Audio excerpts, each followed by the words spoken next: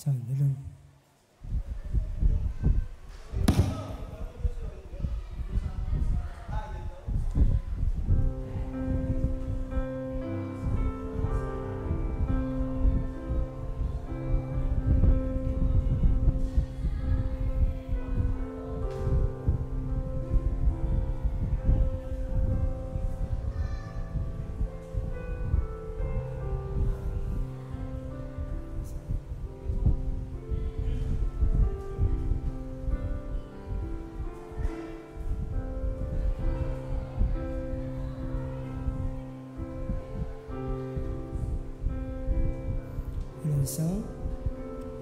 Sound check. Amen. Sa pagpalang umaga po sa atin lahat, tinatawagan po ang bawat isa, tayo po magsisimula ng ating pananambahan sa umagang ito.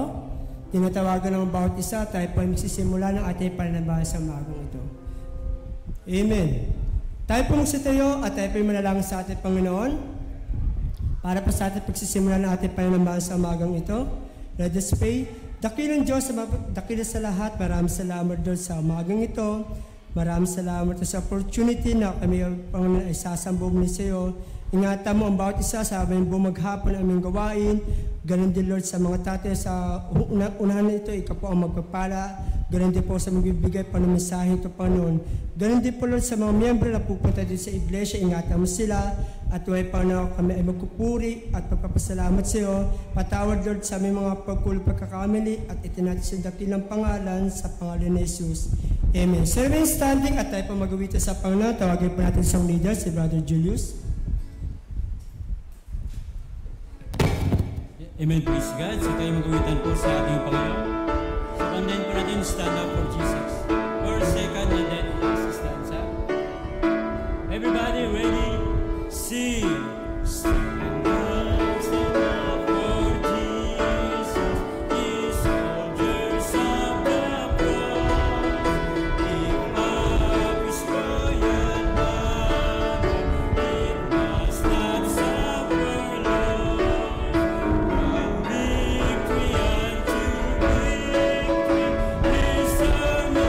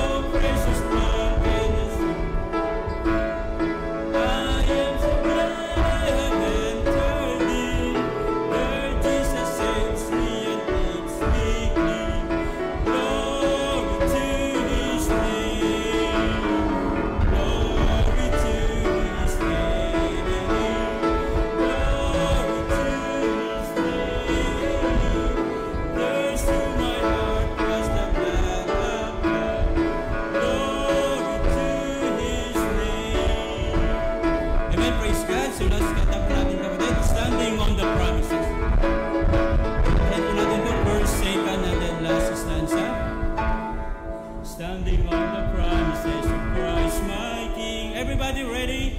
Sing.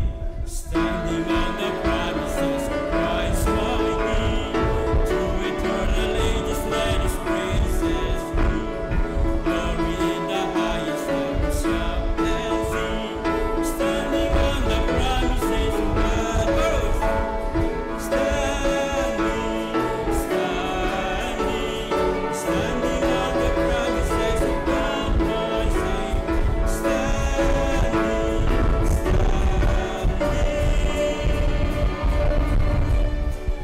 I'm standing on the promises of God. Second stanza. Standing on the promises that cannot fail. When the morning storm cloud appear, I say, by the living word of God shall prevail. Standing on the promises of God. Standing, standing on the promises of God, my Savior. Standing,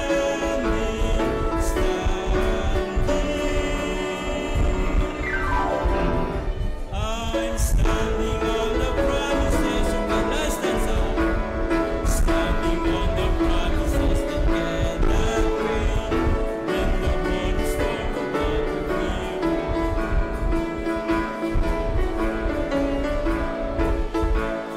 Standing on the promises of God. Standing, standing on the promises of God, my Savior. Standing,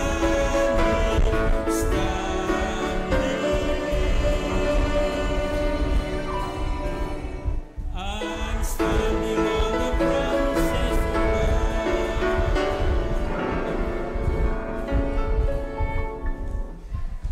Amen. Maraming salamat po sa awitin makalangit. At sa umaga ito ay purihin natin ito Panginoon sa ating pananambahan ito. Sa umaga ito umatid ay dadako po tayo sa ating mga announcement ng ating simbahan. Friday, every prayer meeting po ay every Wednesday po ay magsisimula po ng 6 p.m. Ganoon din po ang ating Chinese net, every Friday po ay magsisimula po ng 6:30 p.m. Sa mga oras po tayo, sa mga free time po na meron po tayo, maaari po tayo umatid ang ating mga activity nito. Ganoon din po ating support and be part our Saturday visitation ay magsisimula po ng 8 a.m. for gathering, choir practice, agahan po po ang punta. And the Sunday school ay magsisimula po yan ay ng 9 a.m. Worship morning and afternoon and TSW fellowship. So magkakasunod na po ang ating mga activity. Ganun din po ang ating mga church commitment, electricity and water, and baptistry pledge to Sister Shomoli po sa ating mga commitment. Ganun din po ang ating continuous pastor allowance and DL farm sa TSW report po natin yan. Sa mga karagdagan po ng ating mga announcement at o si pasala po mamaya. Sa mga ganito kapatid ay meron po tayo 6 na bisita. Kapag tinawag po yung mga pangalan ay maaari po ay magsitayo para makilala po ng bawat isa. Tuwagin po natin si Femari Banate. Amen. Ganun po din si Daniel. Ganun din po si Abril. Ganun din po si Kian. Pati po si Sobela. Ganun din po si Cristita ba to? Palen? Amen. Amen. Sa mga ganito po ay may 6 po tayo na bisita. Sa mga bisita po namin ay welcome po kayo sa Bible Baptist Church. Naway makapiling po namin kayo sa ating paglilingkod sa ating Panginoon. So tayo po tayo at tayo po magawitin sa Panginoon. Awitin po natin ligaya ng buhay. Amen. Praise God. Tayo po tayo lahat ng kapatid. Awitin natin ligaya ng buhay. Same time, kamayan din po natin kapatid ating mga bisita at yung mga kapatiran po. Ligaya ng buhay. Everybody ready? Sing! Ligaya ng buhay. Kung kilala mo si Kristo. Ligaya ng buhay. Kung siya'y manulubos mo. Babagoy. Babagoy ng buhay. Kung siya ay kanapay.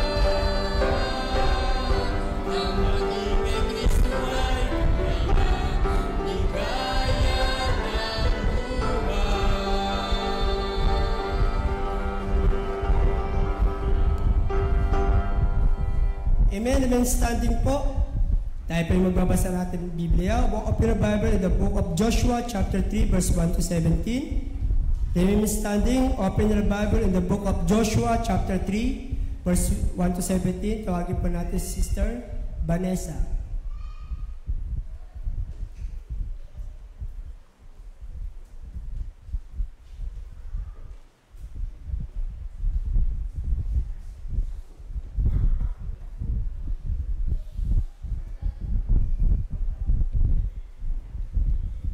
Joshua chapter 3 verse 1 to 17. Nakita na po ba? Magkaroon po tayo ng salitang pagbasa. Verse 1, And Joshua rose early in the morning, and they removed from Shittim, and came to the Jordan, he and all the children of Israel, and lodged there before they passed over. Verse 2,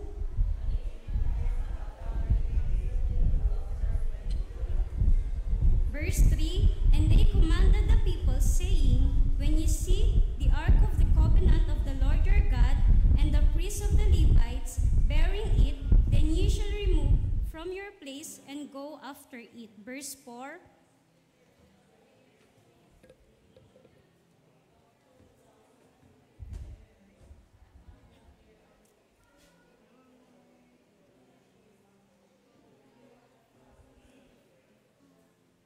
Verse 5, And Joshua said unto the people, Sanctify yourselves, for tomorrow the Lord will do wonders among you. Verse 6,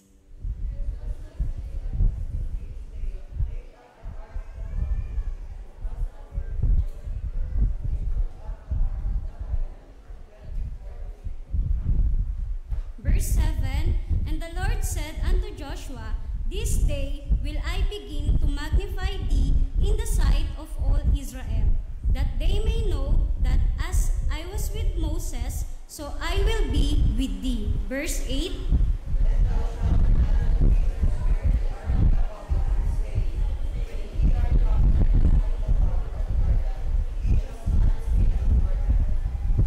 Verse 9, And Joshua said unto the children of Israel, Come here, and hear the words of the Lord your God. Verse 10,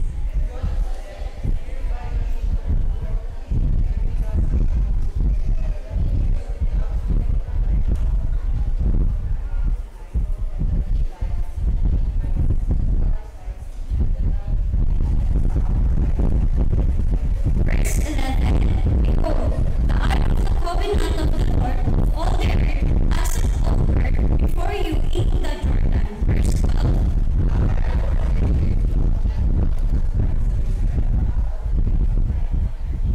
Verse 13, And it shall come to pass, as soon as the soles of the feet of the priests who bear the ark of the Lord of all the earth, shall rest in the waters of the Jordan, that the waters of the Jordan shall be cut off from the waters that come down from above, and they shall stand in one heap. Verse 14,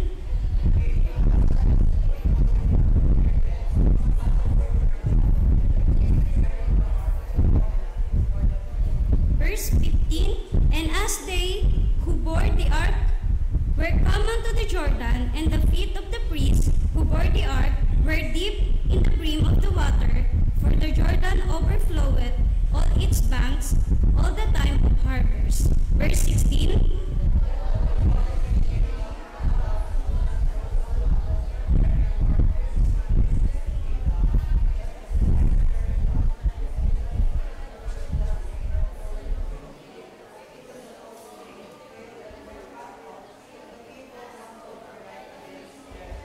Verse 17, sabay-sabay po tayong lahat. And the priests who bore the ark of the covenant of the Lord stood firm on dry ground in the midst of the Jordan, and all the Israelites passed over on dry ground until all the people were passed completely over the Jordan. Let us pray. Dakilang Diyos na makapangyarihan sa lahat, salamat po sa araw na ito, sa magandang panahon na ipinagkaloob mo. Panginoon, ikaw po ang kumilos sa bawat isa, Panginoon, na maunawaan po namin ang mensahe ng iyong salita, Panginoon. Gabayan mo po ang magtuturo, Panginoon. Ikaw po ang magbigay ng lakas, Panginoon. Ganon din po sa mga makikinig na niyo salita, Panginoon, naway may apply po namin ito sa aming buhay. Panginoon, patawad po sa mga pagkukulong at pagkakamali. Pagpalain mo po kami sa buong maghapon naming pananambahan. In Jesus' name, Amen. Amen. Maraming natin nagsupo. Maraming salamat sa pagkabasa ng salita ng Diyos. Sa magong ito, kapatid, ay mapalit po tayo sa pagkapakakalimit po tayo ng awiting makamangit. Tawagin po natin si Sister Nati sa harap po si special number.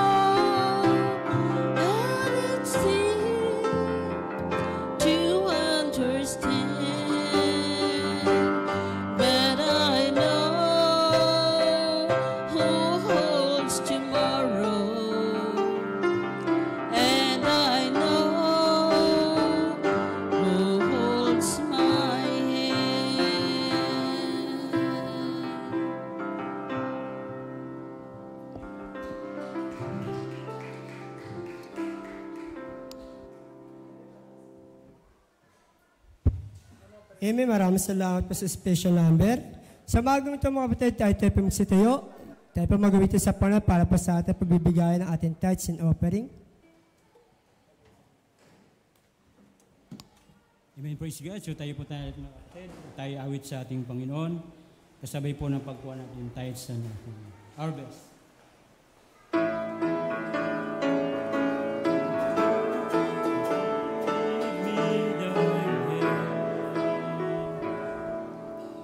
Everybody ready?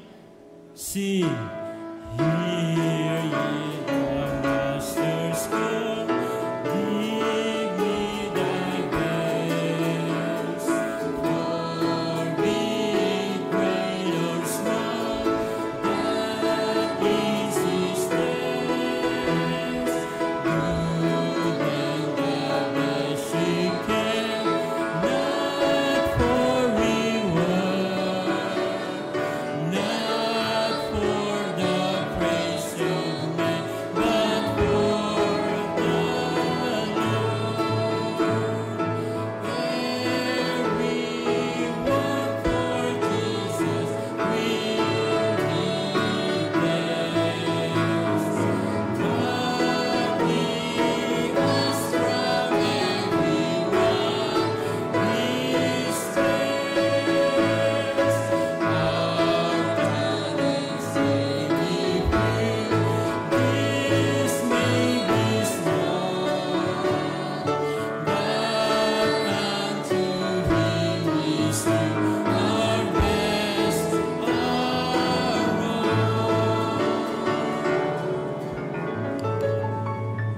So let us pray tayo manalangin. Takilang Diyos sa mapanas at Ama, Lord, maraming salamat sa umagang ito. Maraming salamat din sa aming pagbibigay ng aming tithes and offering. Dalangin ko po ang bawat isa sa aming mga hanap buhay at yung mga negosyo pa pagpalain mo. Sa mga Lord, sa mga hindi pa nagbigay, damo rin pagpalain sila. Susunod ang aming pagbibigay, Panginoon, ay mapagbigay po sila. Maraming salamat, Lord. Ganyan po sa mga umagang ito sa magbibigay ng mensahe, Panginoon, at pagpalain mo. At itinatasan namin dakilang pangalan sa pangalan ni Jesus. Amen. So, maaari na po tayo magsipo at tawagin po na ating choir.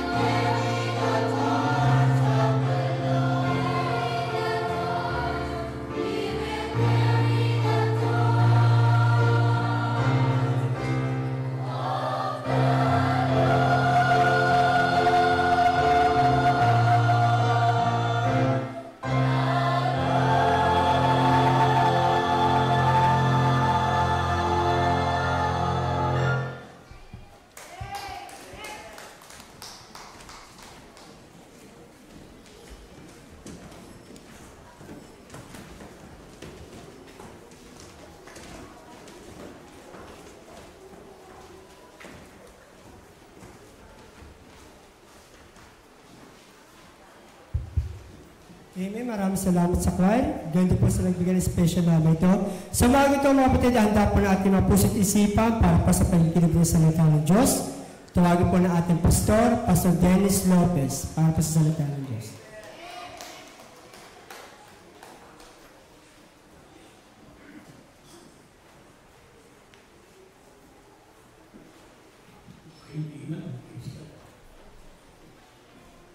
Ay, sunod natin.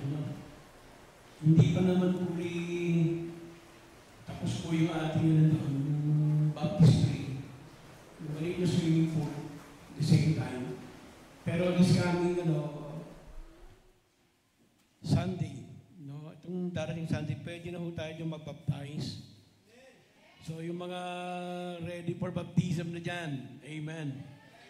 So doon po tayo, pag-pray natin na magkaroon ng magandang panahon.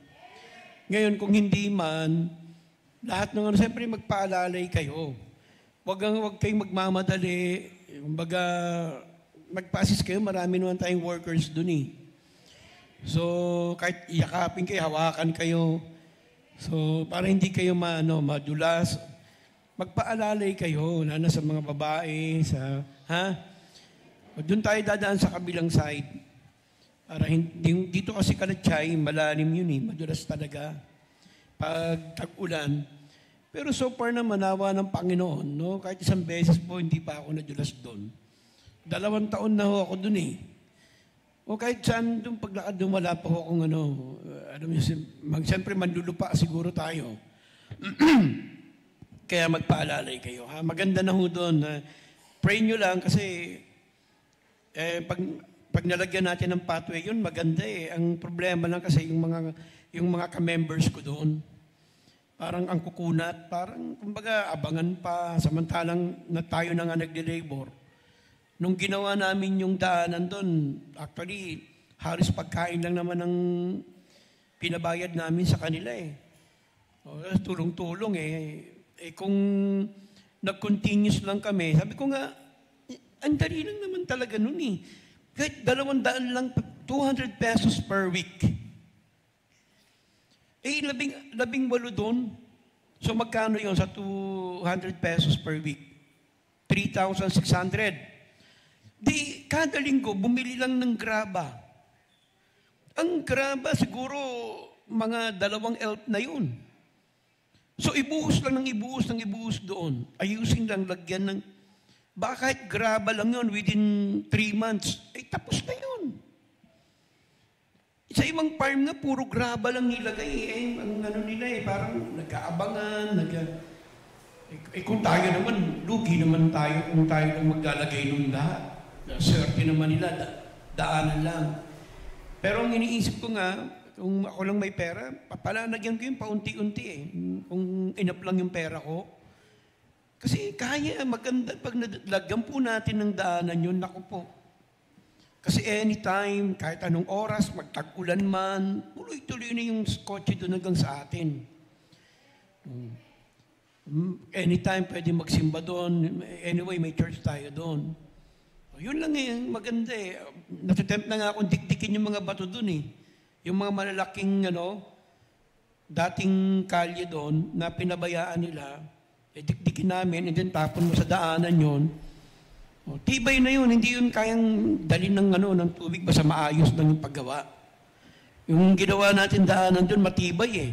Tama, hanggang ngayon, walang crack. Okay siya, magandang daanan.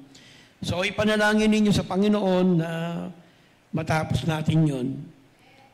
Doon makapagsamba tayo. Tapos sabi nga sa inyo, kung iba man hindi naniniwala, pero alam nyo, conducive yun sa mga matanda na meron kayong lugar doon. Ayaw nyo nun, sinasama kayo ng pastor ninyo sa ganung pangarap.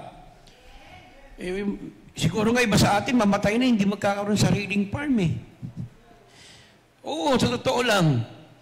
Pero dahil nga sa gawain ng Panginoon, hindi natin inaaring atin yun, kahit na mahalaga magawa natin yung pakay natin. At the same time, pag nagkaroon ng mga pandemya, tagutom, may kamuting kahoy tayo doon. O meron tayong mga pananim doon. Pag naglakihan yan, ang laking wag na yung sa atin, kasi yung tayong mga nag-edad na nagsikap, hindi na yung pagkain ang hinahanap natin, kundi yung environment.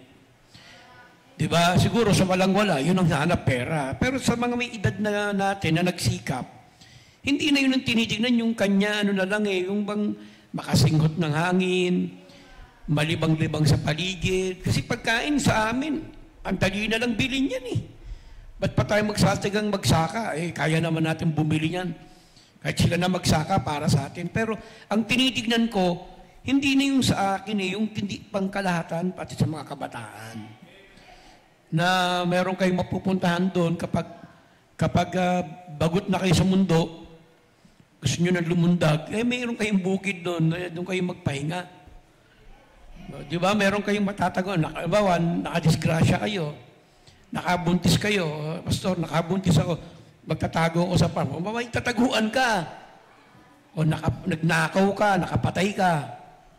Sa partihan mo lang ako, itatago kita doon. Hindi ako pwedeng magamit sa ganung sitwasyon yan may naatraso kayo sa lugar ninyo. Meron kang lugar na na makakahinga ka. Yun ang habol ko dyan. Dito, sikip sa totoo lang, tayong mga may nagkakaedad na, tamad naman kayo mag-exercise Pangalawa, sa lugar niyo, may exercise ka ba doon? Paglabas mo, ihitain ng aso, dikit-dikit yung mga bahay hindi ka rin makapag-exercise doon, mamamatay ka, tatanda kang maaga. Samantalang doon, yung bang, pastor, volunteer ka lang, ako na magpapakain ng manok, pupunta ka lang doon at papunta mo, exercise na yan Bababa ka doon, lalakad ka. Tapos, yung hangin, pure. Yun ang habol ko doon. Yun ang doon. Kaya, pangalawa, after 10 years noon, pag na-develop yun, di mahal na yung lugar. At the same time, may church na tayo, may kabuhayan na. Sa totoo nga ng kapatid, kahit kayo tumanda, wala na kayong trabaho, may gawain doon. Tapos nagkaroon na maraming member doon, libre na pagkain mo. May practical, may mag-o-offering doon. Pag maganda na ng pagkain doon, nandun ka, matanda ka na, alam ka na magpagtrabaho, makakakain ka na. Hindi na tayo mamamalimos. Kahit doon ka na pag-alagala ka lang doon, at least malawak yun. Mabubuhay ka, magtanim-tanim na doon, libang-libang. Ang daming kumbaga, ang daming purpose ng lugar na yun. Pag nasunugan kayo, wala kayong matira. Sige, doon muna kayo evacuate. May 10 pamilya dyan, binaha kayo dyan sa panapaan. Talagang di natin nasabi, natunaw yung bahay nyo kasi balang araw, babaha talaga dyan may matatakbuhan kayo doon. Kahit 10 pamilya pa kayo. Doon na, pwede na kayong makatira doon. Putol lang kayo ng makawayan doon. Kaya nga bala ko doon, matayuan na ng bahay doon, paunti-unti. Kaya kung may later on, mag-ambag-ambag tayo, bili tayo ng kawayan, so may tahanan doon. Di ba? Yun ang habol natin doon. Okay? So yun, pag-pray ninyo at maganda na, salamat sa mga membro, nandoon kahapon at sama-sama. Ang bilis tabunan na namin agad yung paligid ng swimming pool. Ang ganda na ng ambience doon. Kaya praise God. Okay? Patuloy lang tayo sa paglilingkod sa Panginoon. Dali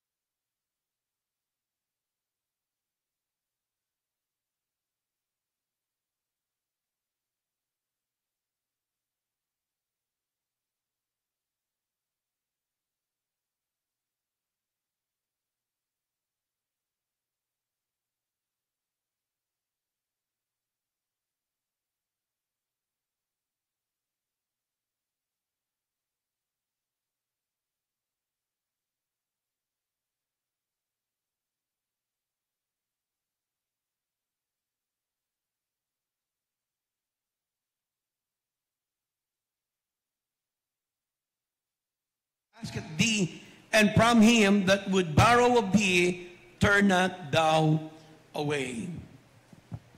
This scripture is from the very well-known passage of the Sermon on the Mount. And this was very early on in the Christian life of the disciples. Just as we have lots of new believers and new members, Jesus said this is important for these disciples to get a handle on a perseverance early in their Christian walk. In the second mile verse, yet not many Christians apply themselves to this principle today. Now, ang ating topic ko ngayong umaga ay tungkol po sa second mile. No, yung sabihin yung pangalawang milya. Kasi po, may nakalagay yun dito sa binasa natin, and whosoever shall compel thee to go a mile, go with him twain. So, kung mayroon sa iyong humihingi ng isang pabor, sabi nga ng Panginoon, doblehin mo. Kung tayo may gagawin na mga bagay, sabi ng Panginoon, doblehin mo. Now, sabi po rito about that, the word compel carries with the idea of a readiness and willingness to submit to the inconvenience or unreasonable demands. Sabi nga about that in Luke chapter 6 verse 30, give to every man that asketh thee, and of him that taketh away your goods, ask them not again. Sapagkat dito, ang binanggit ni Jesus Christ, ang sinasabi niyan, kapag meron sa inyong nagyaya na utusan kayo, doblehin mo ang gawin. Ibig sabihin, pag may humingi sa iyo ng piso, gawin mo ng 2 piso.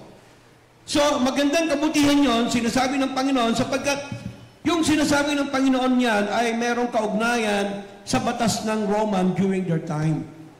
Sapagkat nung panahon po nila, the Roman mile, ito po yung sinasabi ng Panginoon, na kapag ikay ay hiningian ng sumama ng 1 kilometro, ay gawin mong 2 kilometro. O kaya naman 2 milya, 1 milya, gawin mong 2 milya. Sapagkat sa panahon nila, the Roman mile was 1,000 paces or 1,520 yards. A little shorter than the English mile. Kaya nga, kung meron tayong milya, sabihin natin sa Pilipinas, ginagamit natin 1 kilometro. Kapag meron sa iyong nagyaya, sabi ng Panginoon, na bumuhat ka o tulungan mo siyang buhatin, kasi halimbawa, Roman soldier ako. May batas po sa kanila during the time of Christ, 1 milya ang iyong susundin. Halimbawa, sinabi ng Roman, halika, buhatin mo itong daladala ko. Wala kang tanggi doon. Batas yun. Kailangan tulungan mo yung Roman soldier. Kaya bubuhatin mo ngayon yun, sasamaan mo siya kung hanggang saan. Ngayon, kung meron ng 1 milya, hindi ka na siya pwedeng pilitin. So, pwede mo nang iwanan yun at umalis ka na. So, siya naman pwedeng umutos uli yung Roman soldier ng ibang tao. Pero sabi ng Panginoon, kapag meron sa inyo humingi ng pabor, gawin nyo ng 2 milya. Sabi ng Panginoon. Twain means 2. In context, this is reference to the Roman army. If a Roman soldier demanded that a Jewish man carry his burden a mile, which was that the law specified when Jesus said that he would carry it twain. But notice mga kapatid, tingnan niyo po yung salita ng Panginoon dyan sa Bible verse na yan, but the word that Jesus uses, He does not say about a Roman soldier. He says, and whosoever shall compel thee, pumilit sa inyo. And today, this would mean if a neighbor or a co-worker or a church member would compel us to do a certain thing, that we should do twice as much as they expect us to do. No? So lalo na halimbawa, i-relate natin sa paglilingkod natin sa Panginoon. Kung tayo man ay naglilingkod sa Panginoon, kung legal po yung isa, dagdagan mo pa, yun ang ibig sabihin ng Panginoon. You go a mile. Go with Him twain. This requires a cheerful compliance. In Matthew chapter 27, verse 32, tignan po ninyo.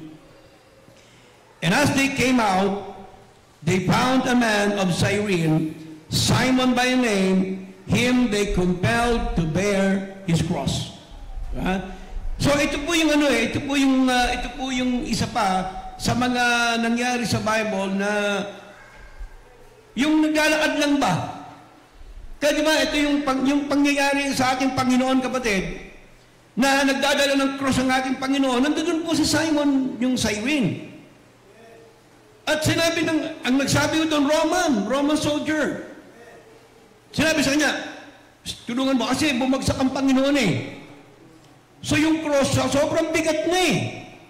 Hirap na yung Panginoon eh. Papuntang Golgotha. So pinatulong siya, tulungan mo yan. Pinatulungan siya ng Roman soldier. Kaya tinulungan niya yung Panginoon yung sa cross. And as they came out and found a man of Cyrene, Simon by name, him they compelled to bear his cross. Okay? So binuhat ni Simon yung cross, kapatid. Hindi niya pwedeng tanggihan yun. Bakit? Roman soldier nag-utos eh. Batas yun. Isa yun sa mga nangyari, kapatid. And Simon Cyrene had no choice but to carry the cross. But Jesus says the second mile will be up to our own volunteering. Kaya dito the idea na kapag nagawa mo na yung iyong tungkulin sa batas, doon na papasok ngayon yung volunteering. Doon na papasok yung tinatawag na second mile. Mahirap na yun. Now, the second mile will not be an enjoyable trip unless we do it for the Lord. Alam niyo po, yung umpisa kapag first mile, masaya pa yan eh. No?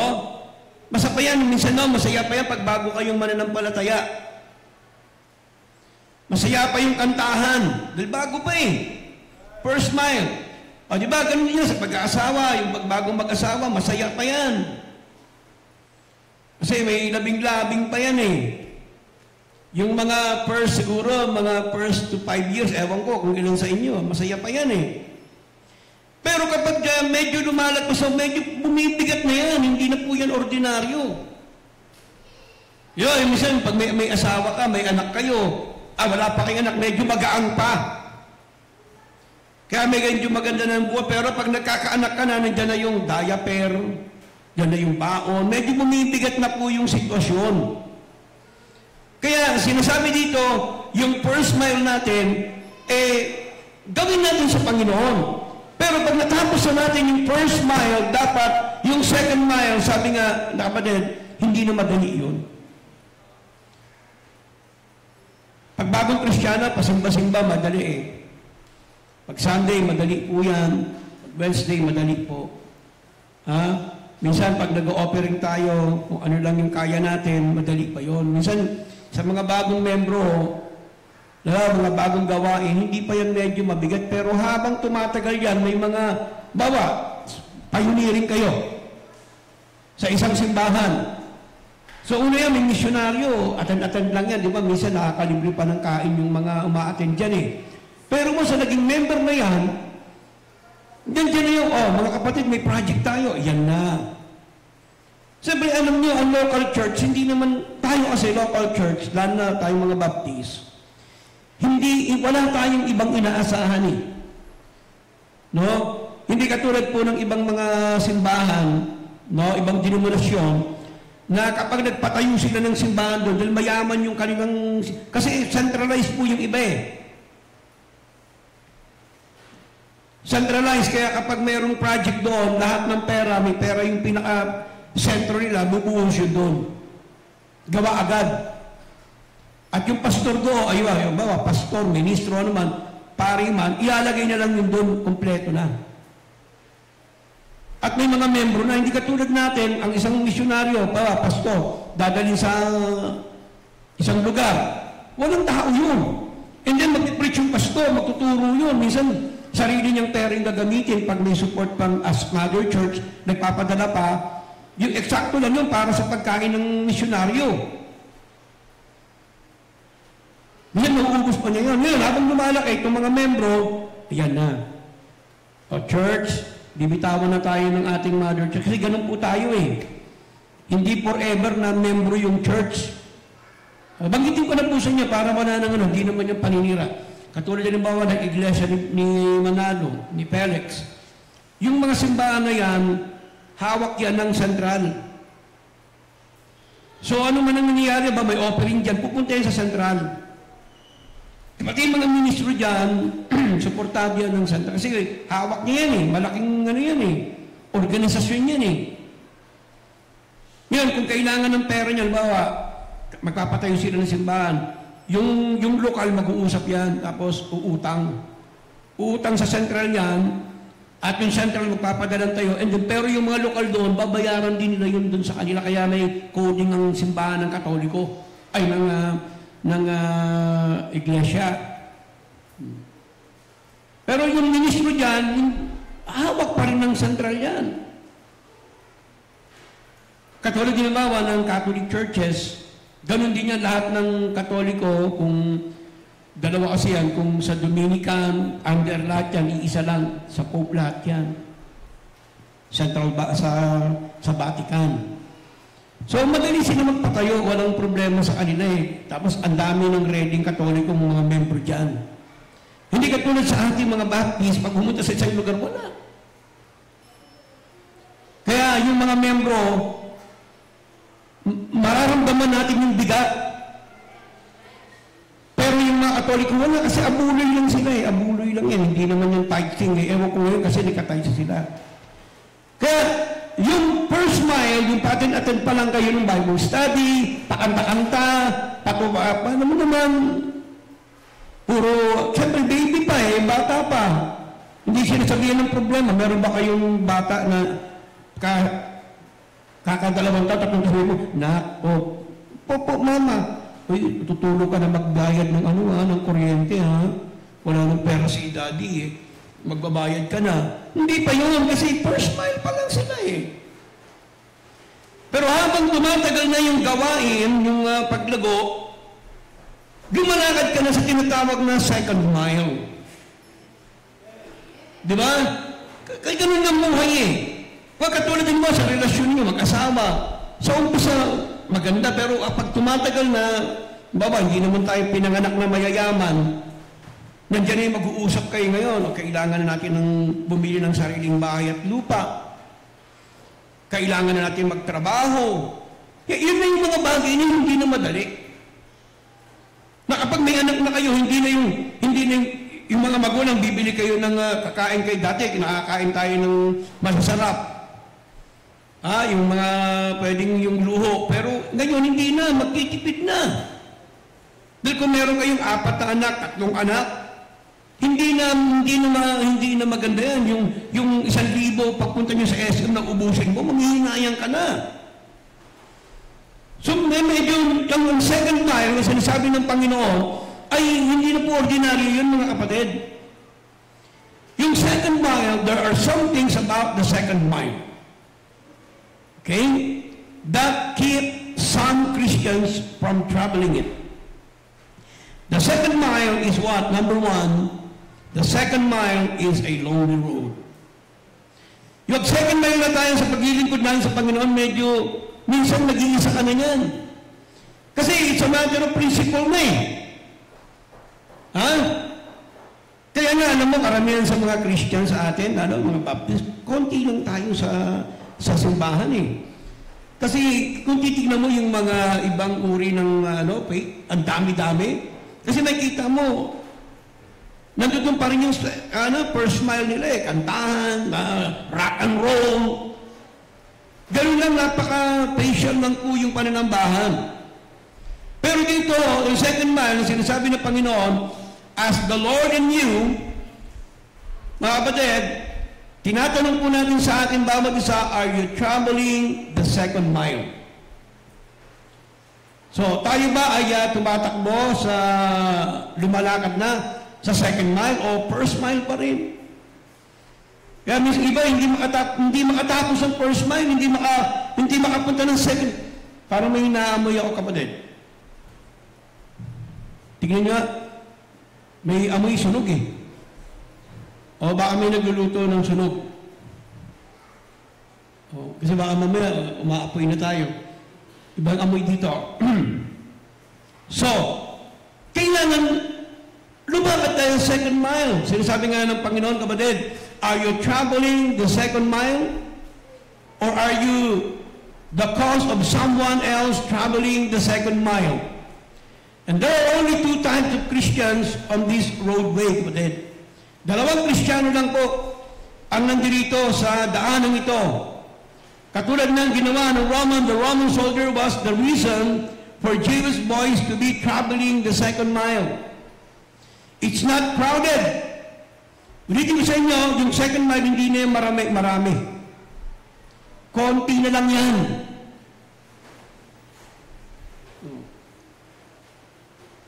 Kahit sa una yun, sa eskwelahan, pag unang pasok mo sa school ang dami. Pero habang tumatagal, makikita mo pag graduation na, ilang piraso na lang. Kasi yung lumalakad na sa second mile, lalo na medyo nandoon na yung pressure. Sa paglilingkod natin sa Panginoon. It's not crowded. It gets lonely on the second mile. Not many there that you can fellowship with. So hindi lahat hindi lahat ng mga kasama mo, makikita mo, paunti-unti na lang yan, kabagat nawawala na yung iba. Hindi na kayang maglakad. Katulad, halimbawa, kapatid, nung marathon, tignan mo, yung, alam mo yung, ano man tawag din sa mga marathon, yung maramihan. Tapos, ilan tatakbo yun, malayo. Kompleto yan, may bisikleta, tapos kung may hurdles, lahat, takbo, ang layo. Pero makikita mo ba rin, ilan na lang makakapunta dun sa dulo. Sapagkat hindi madali kapag tayo'y naglilingkod na sa Panginoon ng seryosohan. Hindi, ang paglilingkod sa Panginoon po ay hindi biro. Ang maging anak ng Diyos, madaling maging anak ng Diyos. Pero yung mamuhay ng bilang isang anak ng Diyos na, yun na nagkakaroon ng pressure. Sapagkat marami ng mga sacrifices, marami ng mga trials, at marami ka ng pwedeng maging discouragement. But Jesus is there on the second mile, kapatid. So kahit na po yung second mile, mabigat ang labanan, nandiyan na yung paghihirap, yung sakripisyo, pero nandiyan naman po ang Panginoon. Kapag mayroong dumarating mo sa atin na responsibility ng mga anak ng Diyos, gawin mo lang. Kasi katulad niya, sabi nga sa inyo, kahit i-relate natin sa physical, kahit sa pag-aaral. Nung grade 1 hanggang grade 6, medyo madali pa pa-high school. Pero pagka naman pag-darating ka na sa college, diyan na pahirap yung sitwasyon. Kaya makikita nyo, ilan na lang mo ang nakaka-finish line Pero kung makikita nyo, doon naman po, sa second mile, doon mo naman makikita yung tagumpay mo. Pag hindi mo inaplasan yung hamon sa iyo. Pero pag madali kang umatras, madali kang ma-discourage, kapatid, hindi ka makakahakbang. Kasi po, yun ang sinasabi ng Panginoon Sabi nga ng Panginoon, looking unto Jesus, the author and the finisher of our faith. Kaya pag dumarating na sa second mile mo, marami ka ng mga pagsubok, marami ka ng discouragement, magpatuloy ka sapagkat sabi ng Panginoon, nandiyan ako. Okay? Now, ano pong katangian ng second mile, kapatid? Bukod sa, ito na yung malungkot na daanan at medyo mabigat sapagkat nandun mo na, papalayo na yung nilalakad mo, isipin mo naman, kung may dala-dala ka, second mile na, napakahirap nun. Isa pang katangian ng second mile, kapatid, kung titignan ninyo, the second mile never ends. Yung sinasabi ng Panginoon, yung second mile natin, walang katapusan yan. Kasi, alam niyo po, kahit na nagtatagumpay ka sa problema, magbigay ko ng example. Di ba, nung nakabuan, kababayad nyo lang ng kuryente at ilaw? Oh, hindi natatapos. Mayroon na naman parating na buwan. Sana nga mayroon eternal card eh. No? Mag-iisip ka nila ng isang pagkakakitaan para itong negosyo ito yung pambayad ng ilaw. Ito yung kinikita ko dito, ito yung pambayad ng mga utangin ko. Di ba? Yung bigat kasi kapatid, hindi, kahit nasabihin yung, di ba, inisip nga natin kayo, nung mga magulang pa kayo, ay anak, pag na-graduate ka na siguro, okay ka na. Anak siguro, pag nakapag-asawa ka na, okay ka na. Hindi, nung nagkaanak yung anak mo, sa'yo pa rin eh. Di ba? Sabihin mo, walang katapos ang burden eh. Kaya yung second mile, akala nyo sa mga nag-aaral, ay pag na-graduate na ako, pag naging teacher na ako, wala na akong problema. Hindi! Mas marami kang problema. Kasi nga, second mile ka na eh. Akala mo nga, di ba? Akala mo, akala ng iba, pag nag-retire na, ay, salamat, retire na ako. Mas maraming gagawin. Mas maraming gagawin. Kaya yung second mile, lalo na sa Panginoon natin, kapatid, hindi natatapos yung second mile. Kaya sinabi, Pastor, kaya naman matatapos ang pagsamba. Kapatid, hindi matatapos yan. Ha? Kung gusto mong bumalik sa pagsamba, bumalik ka sa first mile. Ay, wag ka na magsimba. Kapag nandun ka second mile, kailangan mong i-maintain. It has no ending. It has no ending marker. If you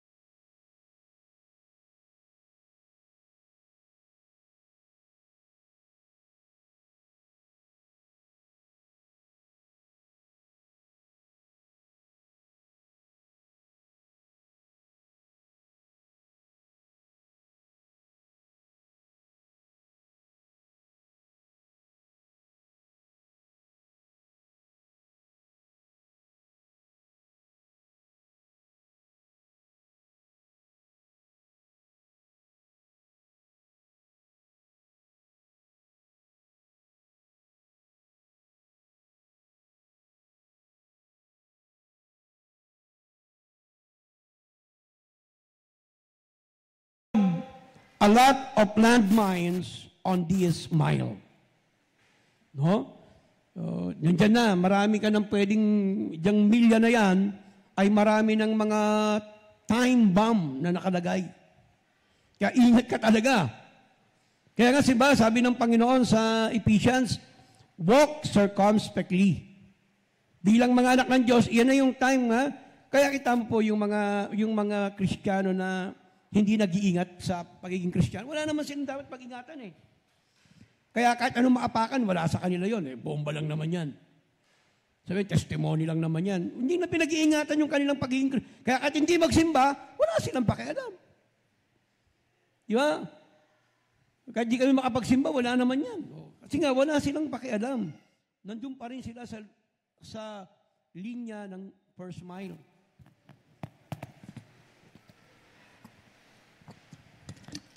Tama yung mga estudyanteng bulakbol. Wala yung pakialam kahit mag-cutting. Di ba? May subject na, wala na. Pare, pakopya mo lang kami pag nandiyan na. Yung mga estudyante na baliwala yung buhay nila. Hindi yan mag-iingat. Pero yung mga anak ng Diyos na second mile, kapatid, iingatan niya ng buhay Kristiyano nila. Uy, kailangan, Panginoon, pag Sunday, makikita mo ako sa tahanan mo.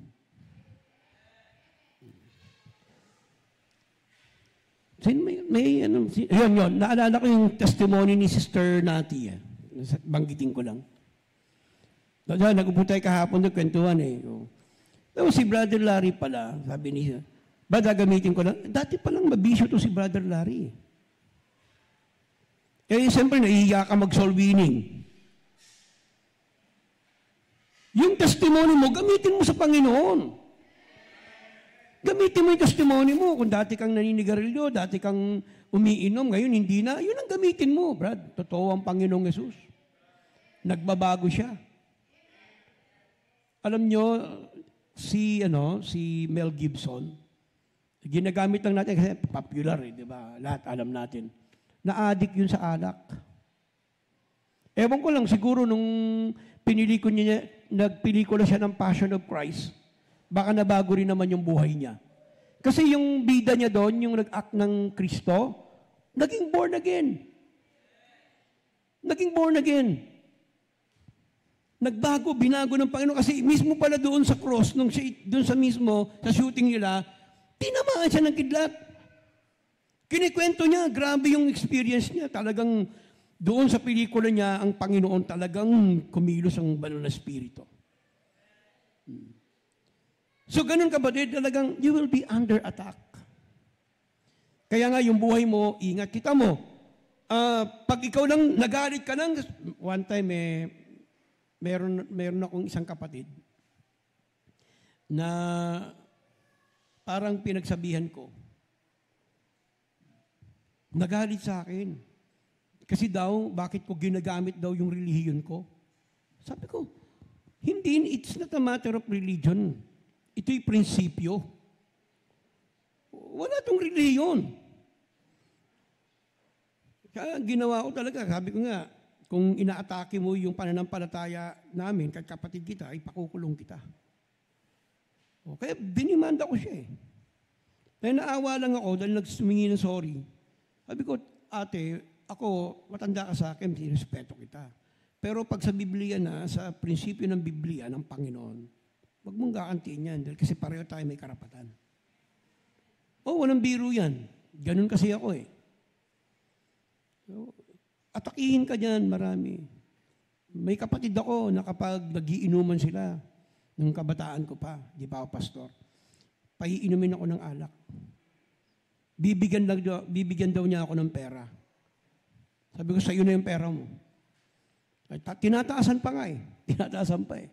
Siyempre, alam mo naman, pag sa walang-wala, yung 200, 500, habang tumataas, nag-iibang isip na yan. Pero yun nga ang mabigat dyan, yung temptation. Halimbawa, operan ka, iinom ka. O 1,000. Pwede pa, kaya ko yan.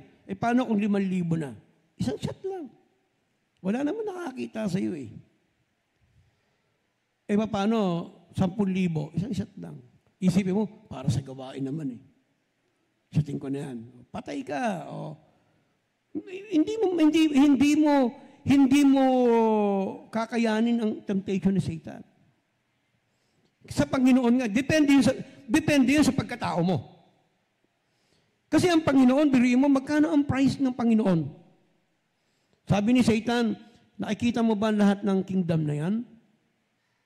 Ibibigay ko sa iyo yan. Magpatira pa ka lang sa akin. You see yung temptation? Ang mahal ng Panginoon eh. It took Him the whole kingdoms or the whole universe para ipalit. Pero sabi ng Panginoon, akin yan, akin naman yan before pa. Do not tempt the Lord thy God. You will be under attack. Kaya minsan dahil nasa mile ka na, operan ka ng trabaho. Trabaho na hindi ka na makapagsisimba. Kumikita ka pero hindi ka na nakapagsisimba sa gawain ng Panginoon. So maraming paraan. Minsan, sabi nga sa inyo, kahit sa kabataan, meron kaming isang magandang young people. Laging sumasakay ng, hindi ko naman minamalit po yung tricycle boy. Nagkataon lang, unbeliever pag umuwi, dun sumasakay. Ihatid siya. Ngayon, pag magsisimba, siyempre, alam mo naman yung mga target ka na Di ba? Alam mo naman tayo mga boys, di ba? Pag tipo natin, alam mo kung anong oras papasok yan o anong oras uuwi. So, nasusundan siya, naispatan. Hatid sundo. Hanggang sa niligawan. Hanggang sa umokay. Hanggang sa nawala na sa simbahan. See? Gagawa, you will be under attack. Ganun ang diablo. Gagawin kanyang walang gana sa gawain ng Panginoon. O salamat sa Panginoon. Dati, di ba, tayo may mga session tayo. Meron tayong session na tong-it. O salamat sa Diyos, binago na ng Panginoon yung ating desire. Eto honestly bahala na sila kung mali ang pag-interpret nila sa akin. Ano ba, kung kayo lang naman ba, mag-asawa? O sa bahay lang ninyo? Barkada lang ba? Hindi naman yung Walang problema doon kahit maglibang-libang kayo ng ganyan. Pero ang pangit doon, kung ang puso mo na talaga, naghahanap ka na ng sugal para maging kabuhayan. Nakuha niyo yung point? Alam mo, kayong mag-asawa, anak, sige, laro tayo, piso-piso, umuulan, bumabagyo. Hindi naman lahat ng panahon, laging devotion Hindi naman ganun hindi naman lahat na oras, prayer Panggap ka na nun. Ipokrito ka na. Ang point ko lang gano'n, kasi nasa motive mo Nasa puso. Kahit bilyar naman, wala naman masama yung maglaro ng bilyar May kasalanan ba maglaro ng bilyar? Ang masama doon, yung nagpupustahan kayo na talagang, pambigas ko na to. Diba, tayo naglalaro ng pool. Pag may nanalo, libre pa nga lahat Ako, pag nanalo, lahat tayo, balik na. Laro ko nga dyan, lagi akong talo Kahit ako laging panalo. Di ba, bibili mo, isabihin libang, walang problema doon, mga kapatid. Ang masama, ang hanap buhay mo na talaga, tatarget ka na. Pupunta ka na doon sa kabilang ibayo, tingin mo si kumare na may asawang foreigner. Kasi na-experience ko yan, naging sugarol din ako ng bata. Butasan pa nga kami kapag nagbasaklag ka. Ang okay, laban, draw. Tapos, number 1 ka. 5. Di 5K. Lumaban ka rin. Tapos, ang butal mo 35. Patay ka. Bawat isa nun, may bayad 5 piso. May mga ganun, di ba? Sugal na talaga yun. At gigil na gigil ka pumunta sa kasino. Yun ang masama. Lahat ng bagay yung masama kung gagawa mo ng sugal. Tandaan niyo yun. Depend. Yun yung nakaupo lang, di ba? Kayo siguro naka-experience. Dalawa kayo, may mga pera Volkswagen, plate number dulo, 5, ikaw, 2. O dadaan yung Volkswagen, panalo ko. ginagawang sugal, di ba? Yung subok-subok mga kotse, o jeep, bus, depende yan sa tao. Pag ginawa mong sugal yan, masama. Pero yung kay lang naman dyan, naglilibang na, no? Walang problema doon. Baka magtanong kasi. So, ang point ko din, you will be under attack ni Satan. Kahit saang area, titirahin ka sa pinansyal,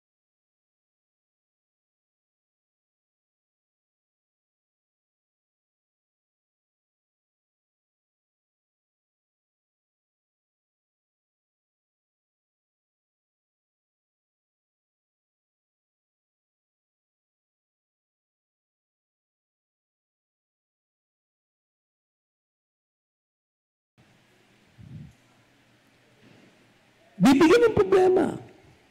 Sometimes, even yung anak mo. Ganun yun, parang lang hindi na kayo, bumagal kayo sa inyong paglalakad sa second mile. From Satan, tignan po natin from Satan. He will bring to lure you up to the side of somehow, number one, he may use your friends. Kahit kaibigan mo, gagamitin niya ng diablo para ma-stop ka sa paglilingkod. Tandaan niyo yan. Maraming paraan. And then, he may use your family. He may use your fear. Yung takot mo sa buhay, kapatid. Gagamitin yan. From the seated, we can expect attacks from those who refuse to go to the second mile. Ito pa, mabigat. Minsan yung mga kasama mo pa ang hahatak sa'yo. Ito, I'm sorry to say, pero nasa topic kasi, hindi ko pwedeng. Minsan, yung mga co-workers mo, mga membro pa minsan, o yung dati pang mga manggagawa na nakasama mo, yun pa ang sisira sa'yo. O meron ganyan eh. Ito, kaya nalungkot ako talaga kasi one time, may mga meeting kami dito. May camp tayo eh. Tapos mayroong mga pastor na kakilala ko, kaibigan ko, na may mga member dito. Kasi totoo naman yan eh, na may mga babae na may itsura. Hindi naman nilapitan, loko-loko rin ang utak ng pastor na yun eh. Ano kinausap, sabi ba naman dun sa dalawa? Oh, bakit kayo nag-i-stay rito sa church? Ang gaganda ninyo, may mga itsura kayo. Di ba demonyo? Sinasayang mo na yung ganda nyo dito. Ako naman, siyempre, baka biro, pastor eh. Alam mo, tignan mo yung dalawa, alam mo yung ganun, pag may bulong na, demonyo. Okay, sa inyong lugar, may bumubulong, may asawa na kayo na may bumubulong, may mga partner na kayo, may bumubulong pa. Pag mga ganung klaseng bulong, delikado yan. Kita mo yung dalawa nating member na yun. Nawala. Ay, ako na i-open sa inyo, pangit kasi. Hindi,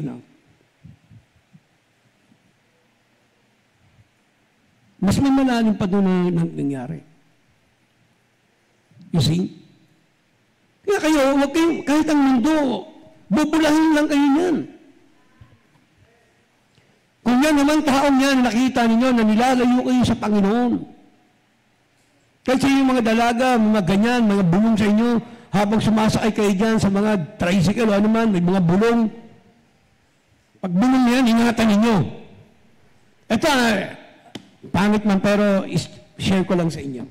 Meron isang dyan, Christian, na dito tapat nila Senator Bong nakatira. May subdivision dyan, di ba? Meron asawa niya nasa abroad. Alam mo yung nagpe-pedicab driver, Brad? Pedicab. Doon niya sumasakay yung babae na yun. Nagkisimba, umuwi. May bahay doon. Alam mo, siyempre, alam mo yung pabalik-balik na ganyan, yung bulong ng pabulong-bulong na yan. Alam mo nangyari?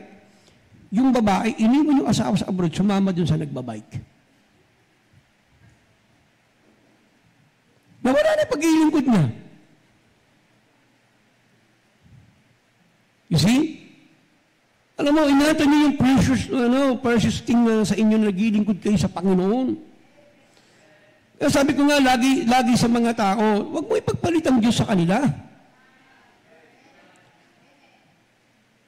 Kumbaga, minsan ito nga sinasabi ko, faithful Christian ka, faithful, babae o lalaki, faithful ka. Tapos i-offer lang sa ng diablo, ang baba pa ng presyo. Kinakagat mo. Kumbaga, ang Diyos mo malaki eh. Ipagpapat mo ang Diyos sa isang, sa isang barya.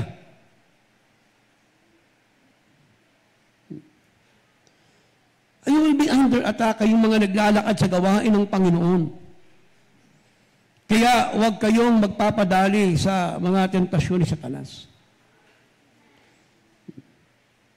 Isipin mo yung inoffer ng diablo kay Eva.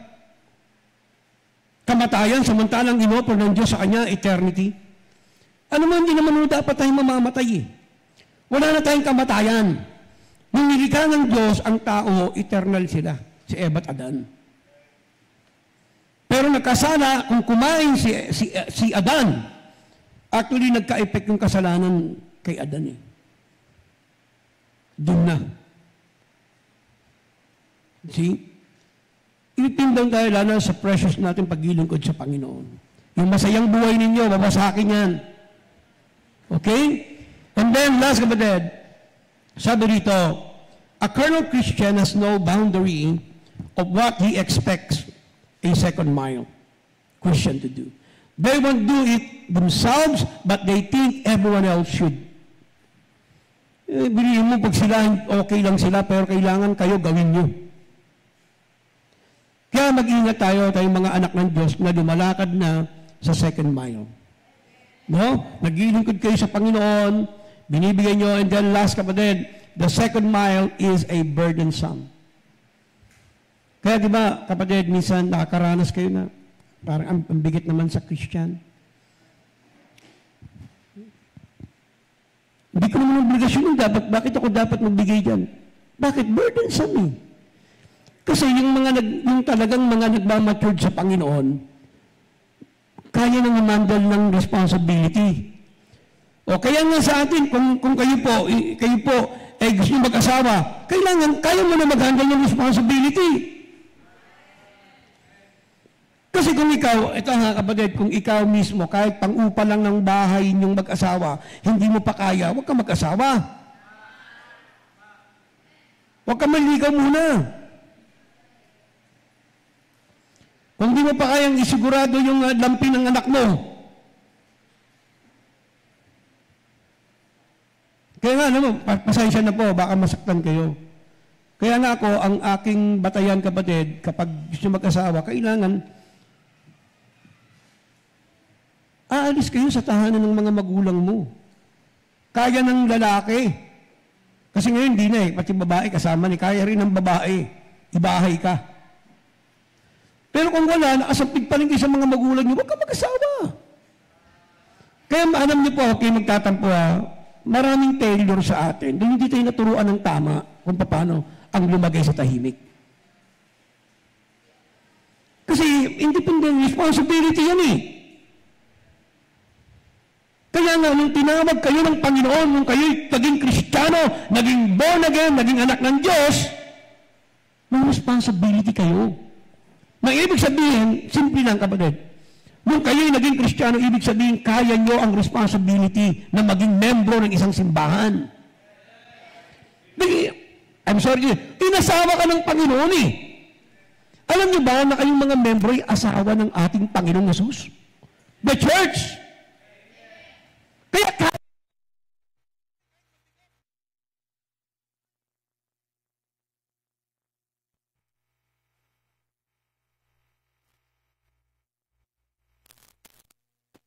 $1,000 lang na utang sa tindahan, di pa kayang bayaran. Mabigat na yon. Pero may mga tao, kapatid, na buwan-buwan may utang 100,000 na babayaran nila. 50,000 monthly na babayaran nila. Pero yung mga tao, 500 lang na utang sa tindahan, di pa kayang bayaran. Iba-iba ang responsibility. Ang kaya. Pero hindi ka naman dadalhin doon sa Diyos. Sabi nga, na hindi mo kaya yung temptation na yun. Na hindi mo kayang, yung problema na yan, hindi mo kaya, sabi ng Panginoon. Kahit burdensome, makakayanan mo sapagkat dumalakad ka na sa extra mile at kasama mo ang Panginoon. Amen? Kaya ganun pag maglingkod tayo extra mile, huwag na kayong bumalik doon sa pasimula ng 1 milya. Ano sabi diyan sa Bible verse natin? Galatians 6:2. Last verse natin. Sabi diyan, bear ye one another's burden, and so fulfill the law of Christ. You see? Sabihin, yung mga lumalakad na sa 2nd mile, ay may mga burden na dala. May mga problema na, pero kaya pa rin. Amen? Lagi ko maiisip, di ba, katulad ng isang teacher. Yung dati, estudyante kayo nag-exam. Di ba? May exam kayo. Pero dahil kay lumakad ng 2nd mile, sabihin ko ikaw na ngayon yung papa-exam. Ang problema, lahat ng examination ng mga estudyante, ang dami. Kami sa binibigay mo yung pagkakatiwala doon sa matalino mong estudyante, check mo yan ha. Sulat mo, bigay mo sa akin. Kasi ang dami nga kung ilang subject ang hawak mo. Diba, may responsibility ka na. Parang bumalik ka pa. So tayo mga anak ng Diyos, kaya ang buhay, huwag kayo magtaka. Christians! Kapag lumulungkot na kayo sa paglilingkod sa Panginoon, pero tandaan niyo ito, ulitin ko kahit mabigat na ang problema, may joy. Hindi mawawala yun. Kaya nga nakakayanan natin Why? May joy. Ayun naman ang pangako ng Panginoon sa atin. Kaya huwag kayong paniwala sa mga preacher na pag naging Kristiyano ay masayang buhay. Hindi! Sabi sa'yo, hindi tayo better sa ating Panginoon. Ang ating Panginoon ay naghirap. Ganun din tayo, makakaranas din tayo ng paghihirap. Kaya pag dumarating na yung ganyan, yung mga minsan, mga hindi inaasahan kasi mga commitment, giving, burden yan. Kaya nga sinabi ng Bible, bear ye one another's burden, and so fulfill the law of Christ. Kung minsan may kapatiran tayo, makita mo, magising pa, walang makain, bibigyan mo yun. Sasaluhin mo yan may gawain, may visitations, mag-aambagan, pagkain para makapagbisita. Yun na yun, doon na tayo tinutulungan ng Panginoon. Tanong, kailan matatapos yan? Walang kasiguruhan. Hanggat buhay tayo, nandoon tayo sa paglilingkod. Kasi binibigyan tayo ng opportunity ng Panginoon na makapaglingkod sa Kanya. Hindi yan walang kabuluhan yung mga burden na yan. Ano sabi ni Apostle Paul? Your labor is not in vain in the Lord. Kami sa mga burdens tayo. Yung pagod. Alam niyo ito pag mahal mo kasi ang Panginoon, hindi mo yung kinikwenta kung anong ginagastos mo. Kayo, pag nagmamahal kayo o minamahal kayo, tapos kinikwentahan kayo ng binibili, kahapon, inibilang kita ng bulalo Ikaw naman ngayon. Ang nagmamahal hindi nagkikwenta. At hindi mo iniisip kung nauubos yung pera mo, hindi mo iniisip yun. Kasi pag in-spend mo yan sa mahal mo Alam ba tayo mayroong universal language sa pag-ibig? Hindi pwedeng naramdaman ko, iba sa'yo. Hindi, isa lang yan. Kung kaya kong mag-ibig na, nagbibigay ako kahit wala ng pera, masaya pa rin, ganun din kayo. Kaya nga tayo, kahit may mga giving tayo, may mga activities tayo, masaya tayo. Hindi nagmamatter ang pera. Kaya nga, di ba, sinabi nung debate, anong mas mahalaga? Pera o pag-ibig? Siyempre pag-ibig. Kasi susunod naman dun yung pera Kung may pag-ibig sa maghahanap buhay yan, makakalagpas yan dahil may pag-ibig. Yun ang hindi na magkasundo. Kasi kung puro daw pag-ibig, walang pera. Kaya nga may pag-ibig kayo kasi nga, magdidiskarte kayo. Alam nga naman, puro pag-ibig lang kayo, puro higa. Hindi pwede yun. Kaya ulitin ko sa inyo, kapatid, Bagamat burdensome ang nasa mile, pero may pag-ibig. Nagtutulungan. Nagbubuhatan tayo ng mga problema. O paano na nare-reflect sa church yun? Kaya nasa church, kahit may project tayo, meron iba nagbigay 1,000, 2,000, 3,000, tapos sa'yo lang, halimbawa lang, sa'yo 10 pesos. Dahil pinagsama-sama yun, burden yun, nabuhat na. Sabihin yung 10 pesos na yan, naangat na yan sa isang proyekto. Kaya, bear ye one another's burden. Kaya kahit halimbawa, yung isab na yan, ambag mo, 10 piso lang, nakaambag yan. Kasi buhatan tayo.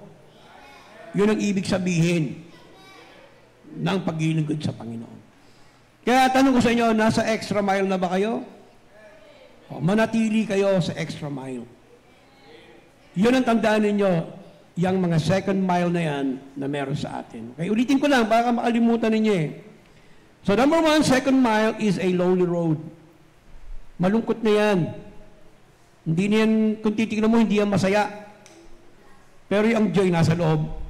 The second mile never ends. Hindi yan natatapos. Patuloy ang paglilingkod natin sa Panginoon.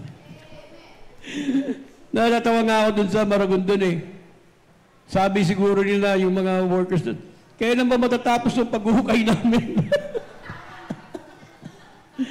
Sabi ko, walang katapusan yan. Huhukayin natin ang earth. Pupuntahan natin yung hollow earth sa ilalim. So, amen, praise God. Let's all stand, tayo manalangin sa Panginoon. O yan, this coming Sunday, dun tayo lahat ha.